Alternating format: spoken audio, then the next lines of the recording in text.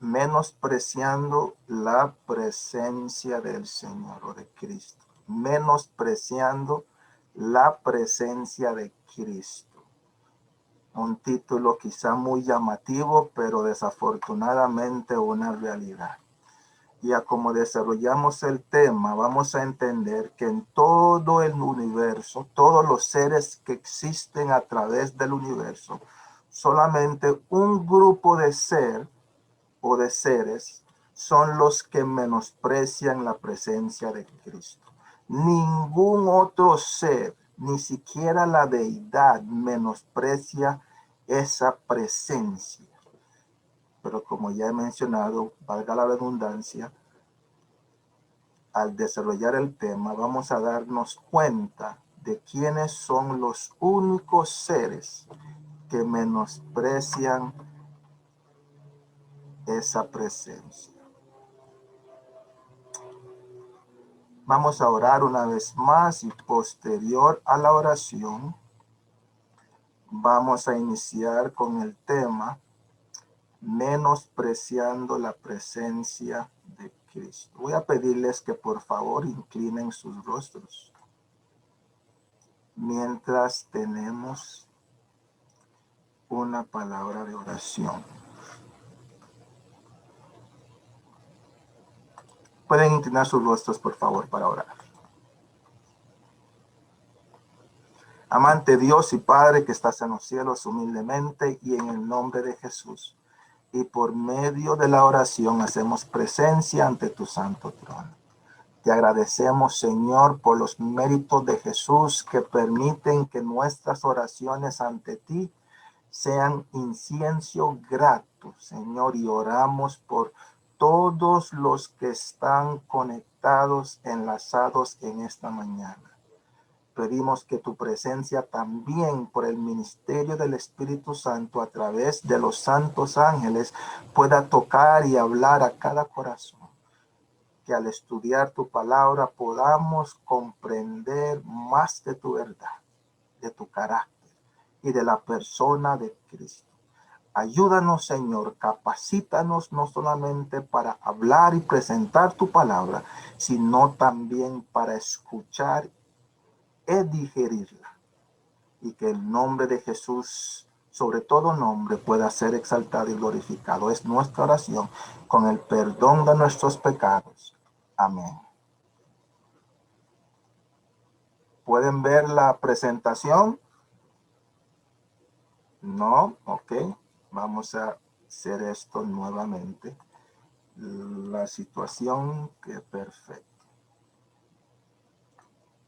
Ok.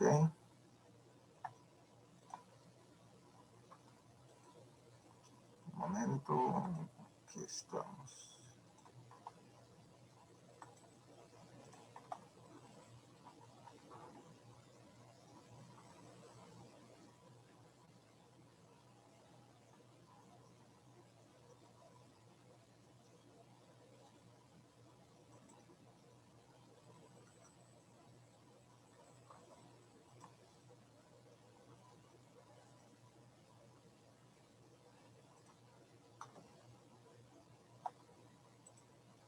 La situación acá es que tengo, ok. ¿Pueden ver la pantalla ahora? Muy bien, muchas gracias. Perfecto.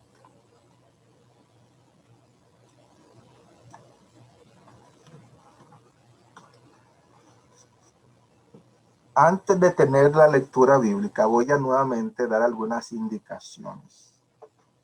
Hemos llegado a entender que el pueblo de Dios en estos últimos días lo que más necesita son más estudios y menos sermones. Por ende, vamos a dar la apertura a que este estudio sea de una manera dinámica, conversacional.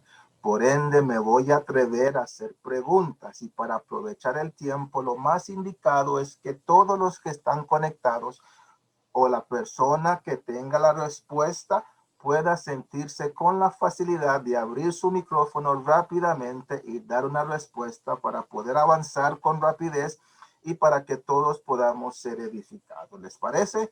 Creo que debemos de estudiar de esa manera más dinámica. A mí me encanta estudiar la palabra del Señor de esa manera y espero que en esta mañana no tengan pena, puedan abrir sus cámaras porque estamos en familia. Sí, somos familia en Cristo Jesús y pueden también estar listos para abrir sus micrófonos para compartir sus respuestas y así edificar juntos todos en el estudio de la palabra del Señor. Entonces, muchas gracias para los que hicieron lo que se acaba de indicar. Bueno, perfecto. Vamos a iniciar con la lectura bíblica que hallamos en la epístola a los Hebreos, capítulo 10, del 23 al 25. Muchas gracias.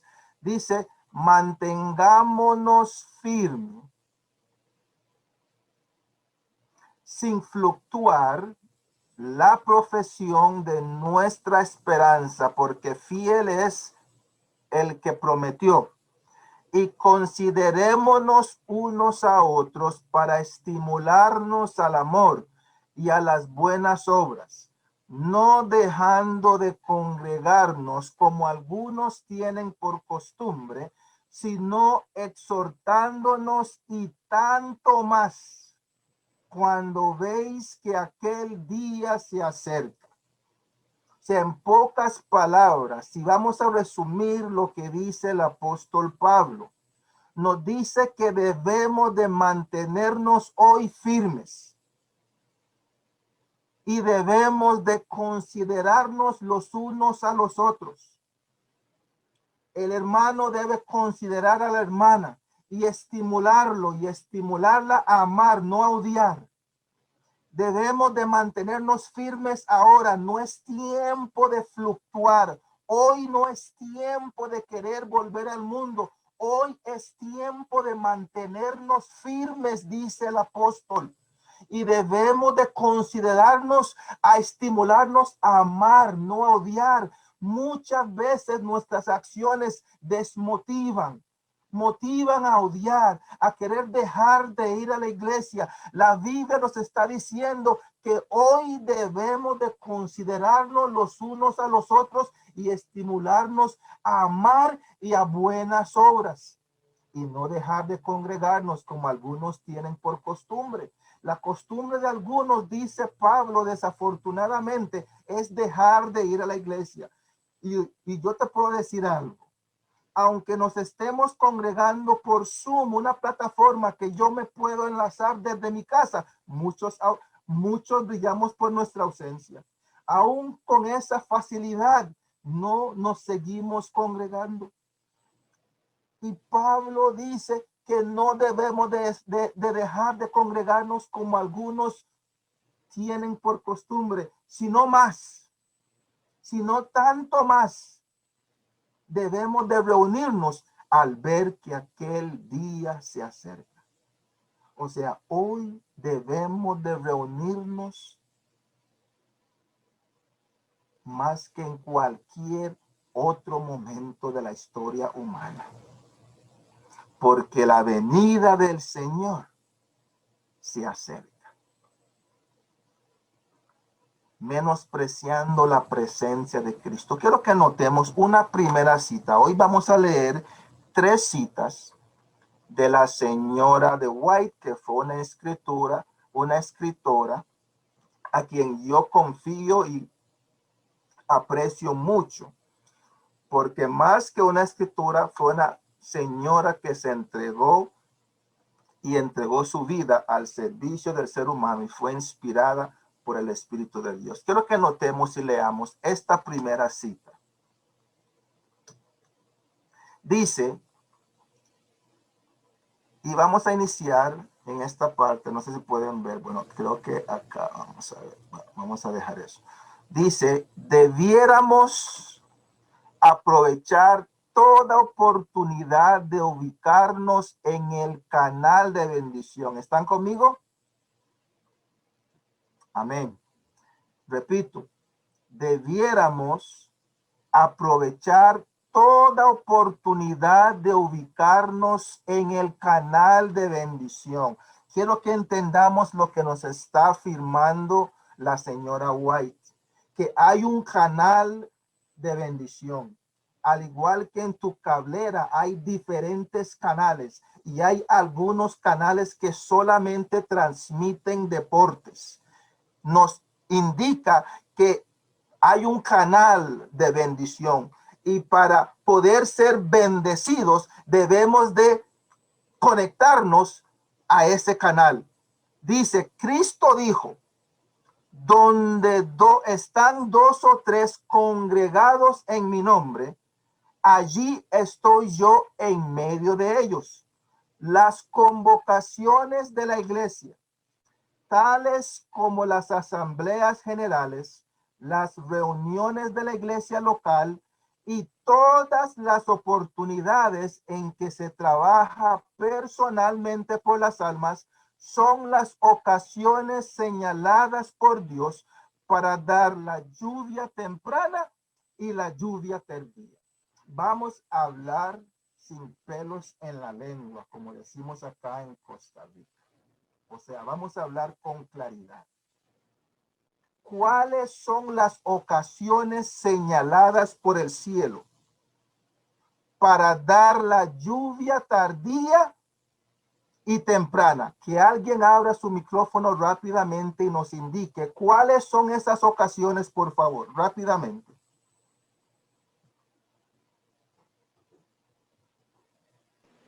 Asambleas generales de reunión, oportunidades personales para trabajar personalmente por las almas, las ocasiones también señaladas por Dios esas son las ocasiones señaladas por Dios para dar la lluvia temprana y la tardía. Muchas gracias, mi hermano. Así que una vez más voy a subrayar. Dice las convocaciones de la iglesia. ¿Cuándo es que la iglesia convoca para que nos reunamos? Los sábados en la mañana y en la tarde. Amén. Me gustaría escuchar amén para saber cuántos me están escuchando, porque sé que Erno le está participando, pero ¿quién más me está siguiendo? Amén.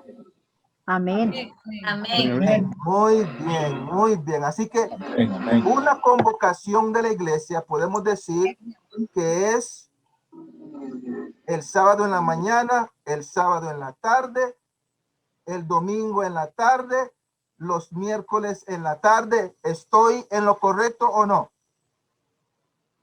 Amén. Amén. Además, Amén, dice, así es. además dice las reuniones de la iglesia local y todas las oportunidades que se trabaja personalmente por las almas son las ocasiones señaladas por Dios. Así que hago otra pregunta. Digamos que yo estoy en mi casa un sábado en la tarde. No estoy conectado al Zoom. ¿Puedo recibir el derramamiento del Espíritu Santo? ¿Sí o no? No. ¿Ok? ¿Están de acuerdo con ese no? No. Puede que no esté, hermano, puede que no esté conectado en el Zoom y escuchando las cosas que está transmitiendo la iglesia, pero usted puede estar en oración, puede estar haciendo otra cosa que esté conectado con el cielo, con Dios. Ok. Estamos de acuerdo, hermana, pero quiero que veamos el contexto de lo que la hermana White está diciendo, ¿verdad? Lo que está diciendo la señora White. La hermana está diciendo que no está conectada, pero sí está en oración. Pero hay que tener mucho cuidado. Mucho cuidado en lo que nosotros decidimos hacer y obviar lo que Dios ha decidido hacer. Dios ha establecido un lugar donde Él va a derramar su Espíritu Santo. Un lugar. Y ese lugar es en todas las convocaciones de la iglesia. La hermana mencionó de que alguien está orando, pero acá también se menciona, y quiero que noten, la cita dice que las oportunidades en que se trabaja personalmente por las almas. Esa también es una ocasión que Dios ha señalado para dar su espíritu. Pero lo que quiero que tengamos en mente, no quiero que alguien pueda pensar que la iglesia se convoca a una reunión el domingo en la tarde y yo me quedo en mi casa a ver el Deportivo Cali contra los Millonarios de Medellín y pensar que voy a recibir el Espíritu Santo. Así no funciona el asunto, porque Dios tiene un canal de bendición y ese canal es siempre que nos reunimos en el nombre de Jesús, y también para trabajar personalmente por las almas son las ocasiones señaladas por Dios para dar la lluvia tardía y la lluvia temprana. Quiero que tengamos eso en mente al avanzar en esta mañana. Dice la referencia bíblica, Mateo 18 y el versículo 20, un versículo muy conocido. Dice, porque donde están 2 o 3 congregados en mi nombre, allí estoy yo en medio de ellos. Y hago la pregunta rápidamente. ¿Cuál es la condición para que Dios esté en medio de cualquier congregación o reunión? ¿Cuál es la condición? Estar en el nombre con él. Amén. Reunirse. 2 o 3, hermano. Reunidos 2 o 3 en su nombre, dice el Señor Reunidos claramente, en su nombre. reunidos. Ok, esa es la condición para que Él, o al menos una de las condiciones para que Él esté presente. Ahora, quiero que notemos que hay una mínima cantidad de personas donde hay 2 o 3. Eso es un número mínimo, pero sabemos que si hay 10,000 personas reunidas en el nombre de Dios o en el nombre de Cristo, Él también está presente. Pero lo que la Biblia quiere que entendamos es que Jesús no se presenta en cualquier congregación. Jesús no se presenta en cualquier reunión, en cualquier fiesta. O sea, entonces podríamos decir entonces que Jesús está en un bar o Jesús está en una discoteca. No, Jesús no se reúne en cualquier lugar. Por eso hay una condición, mínimo 2 o 3 personas. Pero la condición para que Cristo se haga presente es que esa congregación, reunión, debe ser en el nombre de Jesús. Por ende, llevamos el título a este estudio como menospreciando la presencia de Cristo, porque solamente los seres humanos, no sé si pasa allá en Colombia, pero aquí en Costa Rica sí pasa. Algunos de nosotros vamos a lugares y sabemos que Jesús no está ahí, porque solamente nosotros menospreciamos la presencia de Jesús. Nosotros nos atrevemos a ir a lugares donde la presencia de Jesús no está allí. Pero déjenme hacer una pregunta, a ver si eso también pasa en Colombia. Y voy a hacer una pregunta solamente para los colombianos. Digamos que mañana domingo, Dios mediante, está jugando Independiente contra Santa Fe. Que me responda alguien futbolista de Colombia. Hago la pregunta, ¿Jesús está en esa congregación? No. ¿Cómo? No. La hermana dice que no. No. No, porque no están congregados en el nombre de Jesús. Pues yo considero que no. ¿Verdad? Mi hermana, muy sencillo. No, porque no están congregadas en el nombre de Jesús. Pero hago la pregunta, entonces, hermana, ¿por qué algunos diáconos están allí? ¿O por qué algunos ancianos están ahí? Porque estamos despreciando la presencia de Dios, porque si a nosotros nos convocan a una reunión por este medio o en la iglesia y no estamos haciendo la voluntad de Dios, porque es que una de las cosas, hermano, es hacer la voluntad de Dios. Y nosotros estamos muy enseñados a hacer la voluntad de nosotros, no la voluntad de Dios, la voluntad de nuestros hijos, de nuestros esposos, del mundo entero, pero no la voluntad de Dios. Muchas veces nos colocamos a ser necios. Ok, bueno, así que quiero, ya te doy la palabra, pero quiero que notemos y mantengamos la idea en lo que estamos estudiando. Ya te doy la palabra, Janet y José. Rápidamente, vemos que hay una condición y la razón por la cual usamos estas ilustraciones es para hacernos pensar, entender que si Jesús no está allí Entonces, ¿por qué yo estoy ahí? ¿Me explico? Janet y José, creo que querían decir algo. Sí, buenos días, sí, señores. Básicamente es eso, porque vamos a esos lugares, es a buscar lo que no se nos ha perdido y despreciamos ir al lugar a buscar lo que Dios nos ha prometido, que es su Espíritu Santo, que es el derramamiento de la lluvia temprana y de la lluvia tardía. Amén, amén, muy bien. Así que vamos a avanzar rápidamente porque veo que el tiempo no está avanzando lento. Pero bueno, así que ya establecimos que Dios no está, su presencia no está en todas las congregaciones. Para que su presencia esté ahí, la congregación o reunión debe ser en su nombre. Quiero que notemos lo que dice esta cita, porque luego voy a hacer otra pregunta. Y por el tiempo vamos a leer la parte subrayada.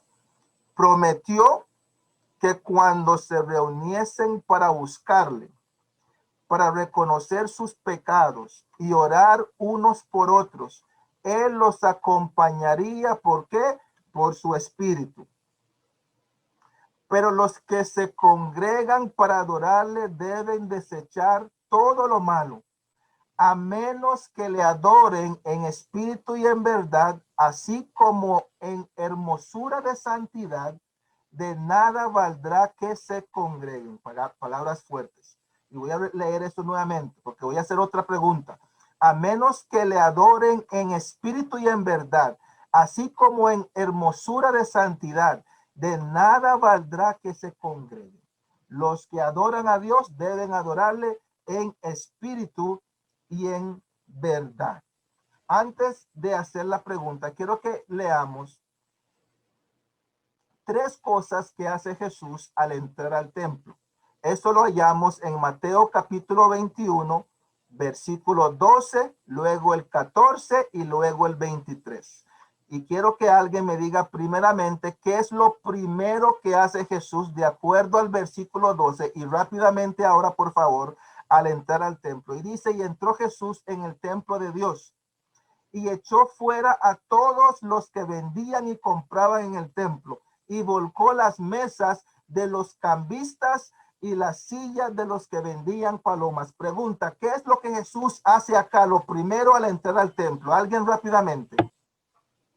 Hizo una limpieza. Hace una limpieza, amén. Cuando Jesús entra al templo, lo primero que va a hacer es una limpieza. ¿Y por qué una limpieza? Porque muchos de nosotros tenemos ideas preconcebidas, tenemos ideas erróneas. Lo primero que Jesús hace cuando entra a la reunión, a la congregación, al templo, lo primero que va a hacer es una limpieza. ¿Y qué es lo segundo que va a hacer de acuerdo al versículo 14? Y vinieron a él en el templo ciegos y cojos y los sanó. ¿Qué es lo segundo que va a hacer? Sanidad. Nos va a sanar. ¿Y por qué nos va a sanar? Después de limpiarnos, nos tiene que sanar. Porque Amén, amén. muchos, antes de ser limpiados, van a quedar con cicatrices. Porque Dios va a cambiar algunas ideas, algunos conceptos, algunas creencias, y algunas de esas cosas estamos muy encariñadas con esas. Y Cristo, al limpiarlas, nos va a sanar. Porque muchos ocupamos sanación de corazón, de mente y de espíritu. Y lo tercero que va a hacer, de acuerdo al versículo 23, dice, cuando vino al templo, los principales sacerdotes y los ancianos del pueblo se acercaron a él mientras enseñaba y le dijeron, ¿con qué autoridad haces estas cosas? ¿Y quién te dio esta autoridad? ¿Qué es la tercera cosa que hace Cristo? Enseñar.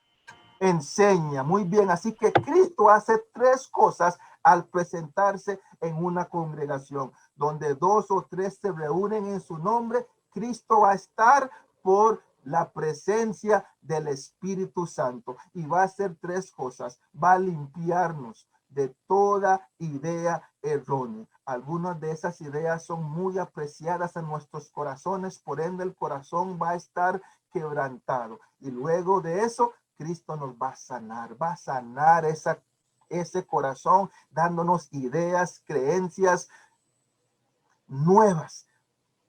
Y luego nos va a enseñar. tres cosas que Cristo va a hacer y por ende es muy importante entender la tercera. Cristo nos va a enseñar. Y noten lo que dice San Juan capítulo 4, versículo 23 y 24. En espíritu y en verdad.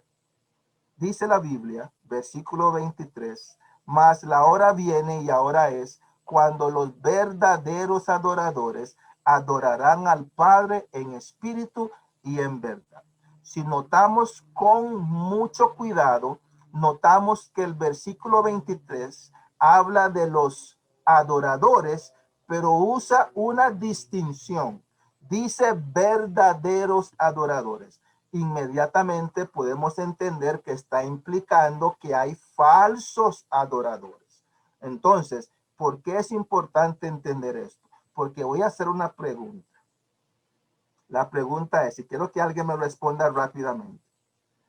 ¿Está Cristo presente en todas las congregaciones cristianas o religiosas del mundo? ¿Está Cristo presente en ellas? Alguien que me responda rápidamente. No. No. No. Importante entender eso. Y vamos a tener que demostrar bíblicamente esa verdad. Notemos que una de las tres cosas que hace Cristo es enseñar. Dice la Biblia acá en Juan capítulo 4, los verdaderos adoradores adoran a Dios en espíritu y en verdad. El 24 dice, Dios es espíritu y los que le adoran en espíritu y en verdad es necesario que le adoren. Ahora,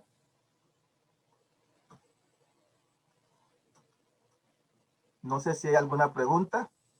Estoy viendo que hay movimientos en el chat, pero no puedo ver. Por ende, si alguien ocupa decir algo, puede con todo respeto abrir el micrófono y decirlo rápidamente. Quiero primero ayudarnos a ver un poco más a qué la Biblia se refiere cuando dice adorar a Dios en espíritu. ¿A qué se refiere? Vamos a notar una expresión similar que Jesús usó en Mateo 26:41. Hablándole a los discípulos que no podían mantenerse despiertos, dice en el versículo 41, velad y orar para que no entréis en tentación. El espíritu a la verdad está como dispuesto, pero la carne es débil. Por ende, podemos entender la palabra o el uso de la palabra espíritu en adorar a Dios en espíritu debe ser con disposición, con buena disposición. O sea, los verdaderos adoradores adoran a Dios con buena disposición.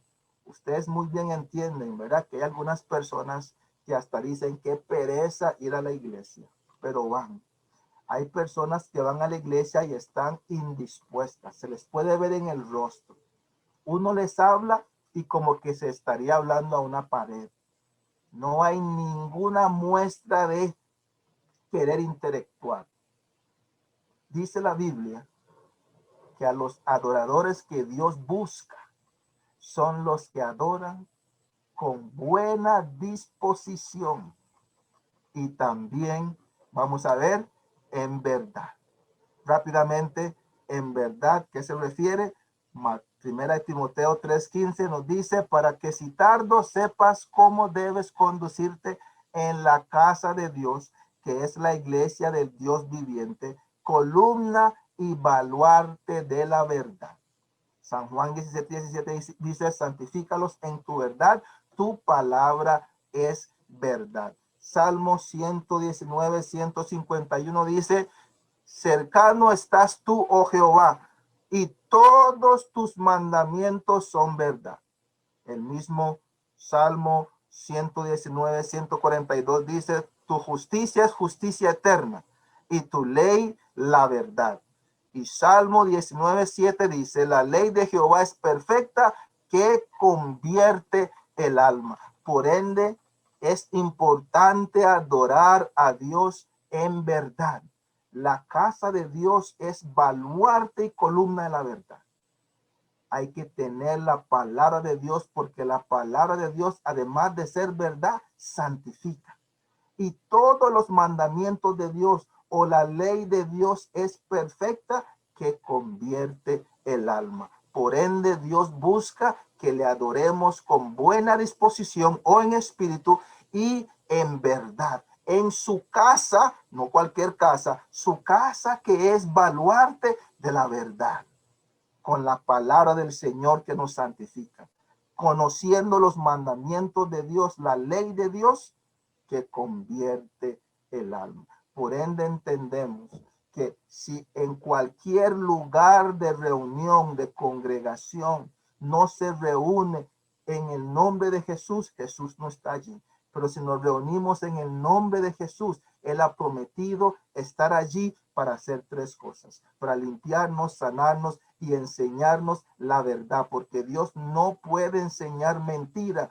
Por ende, Dios cuando llega es para enseñar la verdad, porque la verdad que está en su ley convierte este alma cuando la guardamos. La verdad de la palabra del Señor santifica mi alma, y por ende debemos de adorarle en espíritu o con buena disposición y en verdad. Por ende, las dos condiciones para que Jesús esté presente en una reunión es reunirse en su nombre y en espíritu y en verdad. Amén. Amén. Amén, amén. Pero ahora quiero que notemos una tercera cita para reforzar lo que acabamos de leer. Note lo que dice: me fueron mostrados aquellos que creen poseer el último mensaje de misericordia y la necesidad que tienen de estar separados de los que están bebiendo diariamente nuevos errores.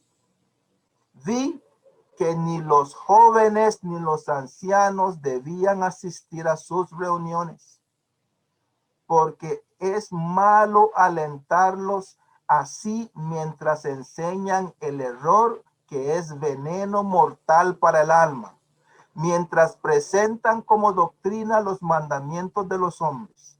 La influencia de tales reuniones no es buena.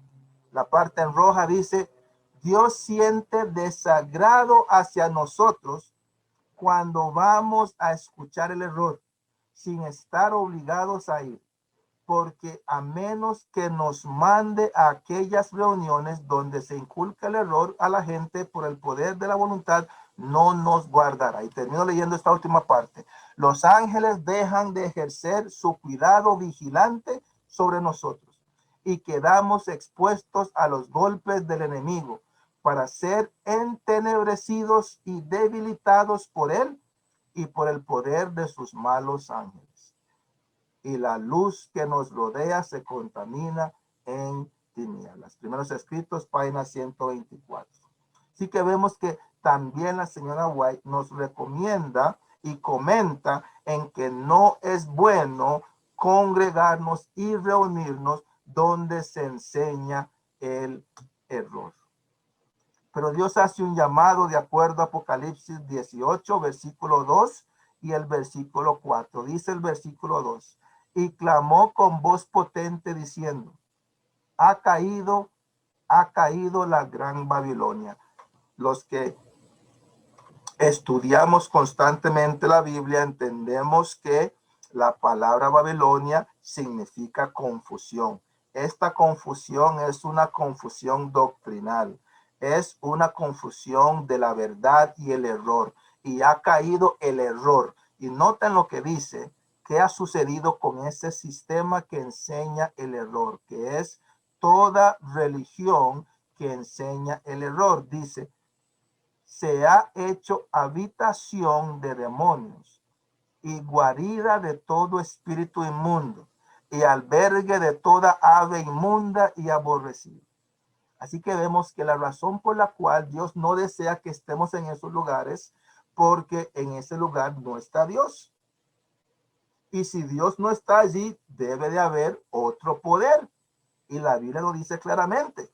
Babilonia, ese sistema religioso erróneo es guarida y habitación de demonios. Por ende, el versículo 4 dice, y oí otra voz del cielo que decía, salid de ella, pueblo mío, para que no seáis partícipes de sus pecados, ni recibáis parte de sus plagas. Aunque en ese sistema erróneo habitan demonios, allí Dios tiene un pueblo. Y por eso hace el llamado de salir de ella, pueblo mío. Al hablar de Babilonia se habla del sistema, no de las personas, porque en ese sistema hay personas que aman a Dios, que sirven a Dios con el conocimiento que tienen, pero Dios hace un llamado. Y el llamado es salir. ¿Por qué salir? Porque Dios no está ahí. ¿Quién está ahí? Los demonios. Por ende dice, salid de ella, pueblo mío. Y notamos al conectar esto con lo que dice San Juan capítulo 10, versículos 16 y el 27. Las palabras de Jesús, también tengo otras ovejas que no son de este redil. Esas ovejas a quien se refiere Cristo son las que están en Babilonia. Pero él dice, al unirse con la voz de Apocalipsis 18 que decía salir, note lo que él dice, aquellas también debo traer y oirán mi voz, la voz que les dice salir, porque yo no estoy donde se enseña el error, yo solamente puedo enseñar la verdad. Por ende, salir y habrá un rebaño y un pastor. Y el versículo 27 dice, mis ovejas oyen mi voz y yo las conozco y me siguen. Dios hace un llamado a su pueblo que está en Babilonia, donde se enseña el error. Y Dios les dice, salid, pueblo mío, oirán mi voz, yo las conozco y me seguirán. Es el llamado que Dios hace.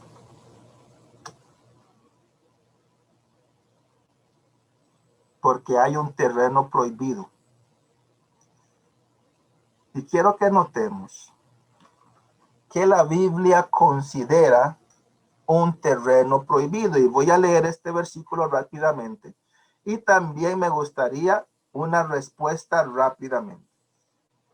Segunda de Samuel, capítulo 11 y el versículo 1 nos dice, y aconteció el año siguiente, en el tiempo que salen los reyes a la guerra, que David envió a Joab y con él a sus siervos y a todo Israel, y destruyeron a los amonitas y sitiaron a Rabá. Pero David se quedó en Jerusalén. Hago la pregunta y que alguien que aún no haya respondido me responda, por favor. Hago la pregunta. ¿Estaba David en terreno prohibido o estaba en el lugar correcto? Estaba en el lugar prohibido. Estaba en el lugar prohibido, nos indica nuestro hermano Gordo. Y hago otra pregunta. Y alguien que aún no haya respondido, que por favor responda. ¿Por qué podemos decir que estaba en el lugar prohibido?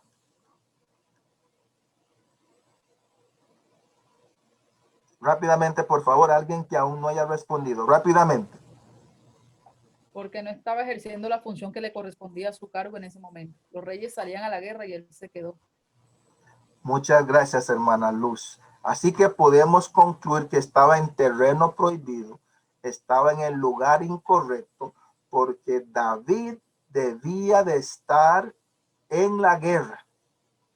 Debía estar en la guerra, pero él se quedó en Jerusalén. Si ustedes notan, eso pasa tristemente en algunos hogares. Los padres envían a los hijos a la iglesia y ellos se quedan en la casa.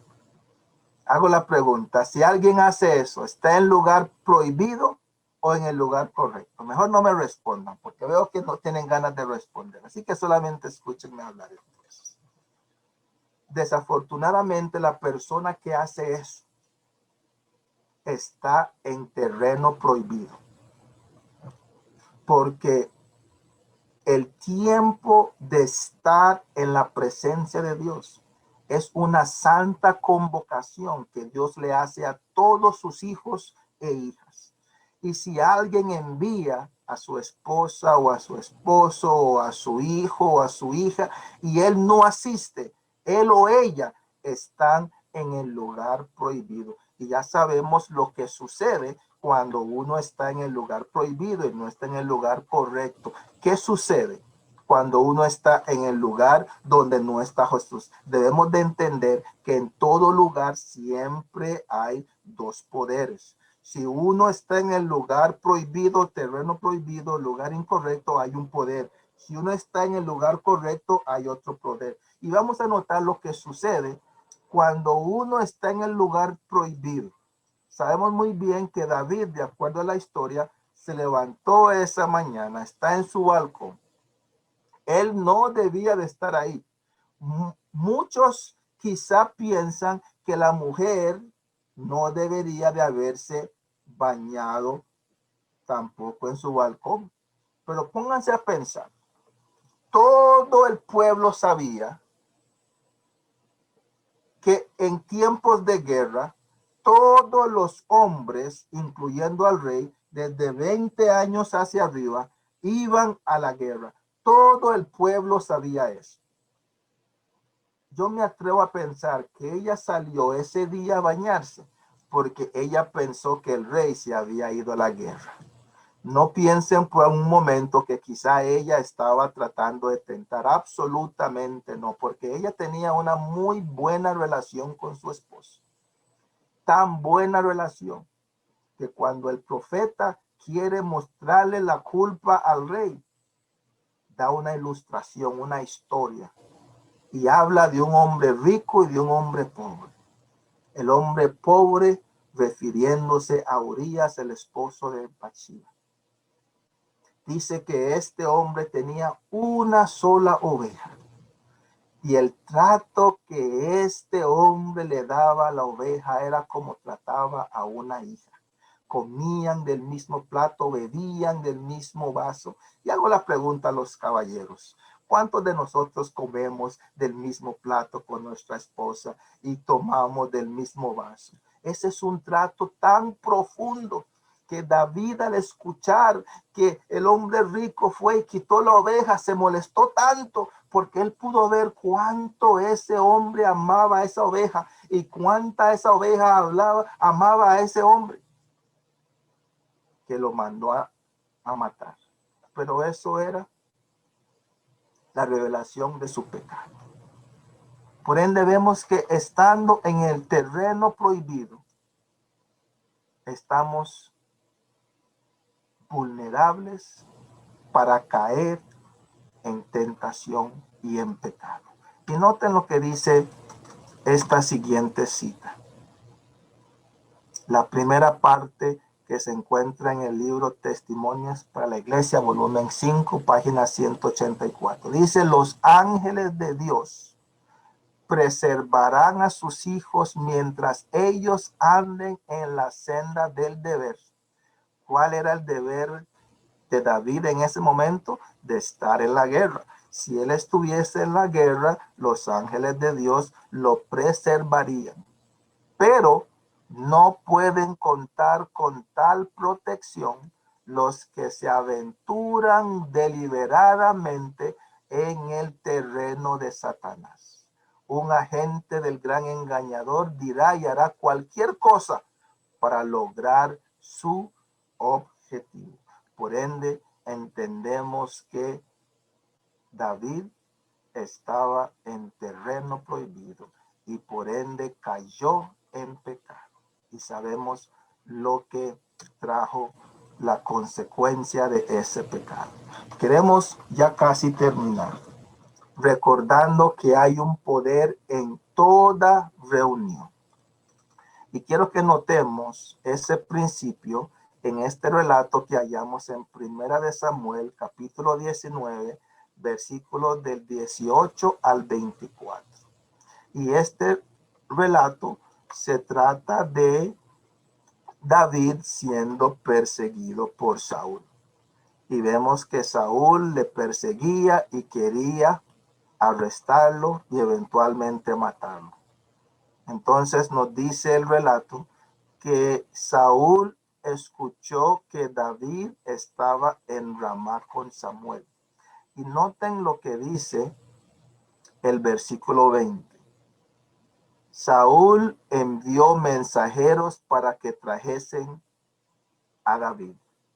¿Cuál era el objetivo por la cual Saúl envió a los mensajeros? Para que trajesen a David. Yo me pongo a pensar, o me atrevo a pensar, que cuando estos mensajeros iban, me imagino que iban conversando, diciendo, hey, tanto nos ha costado atrapar a David, hasta ahora lo vamos a atrapar. Me imagino que iban con esa ansiedad y ganas de atrapar a David. Y note lo que sucede al llegar a Ramá, donde estaba esa congregación de profetas. Dice, los cuales vieron una campaña de profetas que profetizaban, y a Samuel que estaba allí y los presidía. Y vino el Espíritu de Dios sobre los mensajeros de Saúl, y ellos también profetizaron. Qué interesante. Ellos van con un objetivo, pero al llegar a esa congregación, a esa reunión, ahí había un poder, el poder del Espíritu Santo. Y aunque el objetivo de ellos era ir a traer a David, terminan haciendo otra cosa, porque el poder toma control de ellos y ellos empiezan a profetizar. Interesante, Saúl escucha de esa incógnita y ¿qué hace? Envía, de acuerdo al versículo 21, otros mensajeros.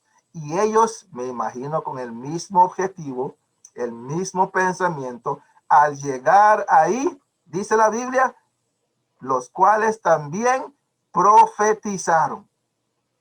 Y Saúl volvió a enviar mensajeros por tercera vez. Y ellos también profetizaron. Qué interesante. Van con un objetivo distinto, pero terminan haciendo otra cosa. Interesante entender que así funciona en el lugar donde estemos. Y dice la Biblia, para concluir, que Saúl dice, iré yo mismo a traer a David. Entonces él mismo fue a Ramá, versículo 22. Versículo 23, y fue a Naot en Ramá, y también vino sobre él el Espíritu de Dios, y siguió andando y profetizando hasta que llegó a Naiot en Ramá. Vemos que en toda reunión hay un poder. Muchas veces notamos como jóvenes, como hijos, actitudes quizá de nuestros padres, cuando están en la iglesia diciendo amén, aleluya, y cuando llegan a la casa, otra actitud distinta, serios, sin saludar, sin hablar, porque en la iglesia el poder del Espíritu Santo está ahí, porque en toda reunión hay un poder. Menospreciando la presencia de Cristo. Los seres humanos somos los únicos en toda la creación de Dios que nos atrevemos de estar en un lugar donde la presencia de Cristo no está. Por ende, Dios hace el llamado en esta mañana, que si nos estamos reuniendo en lugares donde la presencia de Dios no está, Dios nos está llamando a salir. Nos está llamando a salir y a ser parte de ese redil que se reúne en espíritu y en verdad, que se reúne en el nombre de Cristo Jesús. Dios nos llama como iglesia a entender que la venida de Jesús está más cerca que cuando creímos. Y ahora no es tiempo de dejar de congregarnos. Aún más, debemos de congregarnos más, porque son las ocasiones que Dios ha establecido para dar la lluvia temprana y la lluvia tardía. Y termino con Apocalipsis capítulo 8 y el versículo 1, donde entendemos que solamente los seres humanos en este planeta son los que se atreven a estar donde Dios no está. Porque el registro del silencio en la Biblia aparece solamente en Apocalipsis 8:1. En ningún otro texto aparece que hay silencio, porque si acordamos lo que enseña la Biblia en Lucas capítulo 15 y también en Apocalipsis capítulo 4, Lucas capítulo 15 nos dice, cuando un pecador se arrepiente, hay gozo en el cielo. O sea, los pecadores y pecadores se están arrepintiendo todos los días, aunque usted y yo no podamos verlos quizá, pero todos los días hay arrepentimiento. Por ende, en el cielo todos los días hay gozo. Además, por lo que dice Apocalipsis 4, de esos cuatro seres vivientes que no cesan de decir de día ni de noche, santo, santo, santo, al que está sentado en el trono. O sea, no cesan de día ni de noche. O sea, esa alabanza y adoración es constante. Por ende, debemos de entender que en el cielo nunca hay silencio. Más que en esta ocasión. Más que en esta ocasión. Apocalipsis 8 dice, cuando se abrió el séptimo sello, se hizo silencio en el cielo por media hora. ¿Por qué hay silencio en el cielo por media hora? Porque es el momento en que Cristo dice, yo vengo por mi iglesia. Mi iglesia sin mancha ni arruga. Yo vengo por ese grupo de personas que han aprendido a reunirse en mi nombre, que han aprendido a adorarme con buena disposición en espíritu y en verdad. La verdad de mi palabra, la verdad de todos mis mandamientos, porque mi verdad los santifica y mis mandamientos convierte el alma. Por ende vengo por mi iglesia, sin mancha ni arruga. Y entendemos que Cristo no viene solo, porque nadie más que aquí en la tierra menosprecia la presencia de Cristo. Por ende el Padre dice, donde Cristo está, yo quiero estar. Y el Padre dice, yo voy contigo, Jesús, para conocer a tu esposa. Y el Espíritu que también está en el cielo, como el candelabro que es representado en el santuario celestial, está allí en el cielo. Él solamente delega a los ángeles desde su trono en el cielo. Por eso los seres vivientes 3 veces dijeron, santo, santo, santo. Porque la deidad está compuesta de 3 personas diferentes. Y los 3 no menosprecian su presencia. Donde está Jesús, el Padre quiere estar. Donde está el Padre, el Espíritu Santo quiere estar. Y Él dice, yo también voy con Jesús. Y todos los ángeles que están también acostumbrados a estar donde está Jesús, dicen, si Jesús va, el Padre va, el Espíritu Santo va, yo también voy con ellos a conocer a este pueblo que está en el planeta Tierra. Y todo el cielo queda vacío. Por ende, leemos que hay silencio por media hora, que representan 7 días, menospreciando la presencia de Cristo. Dios nos llama a ser como los ángeles, a apreciar su presencia y querer estar en todo lugar donde Cristo se encuentra. Que el Señor nos ayude a congregarnos más y más aún que vemos que está pronto a regresar. Que el Señor les bendiga en esta mañana.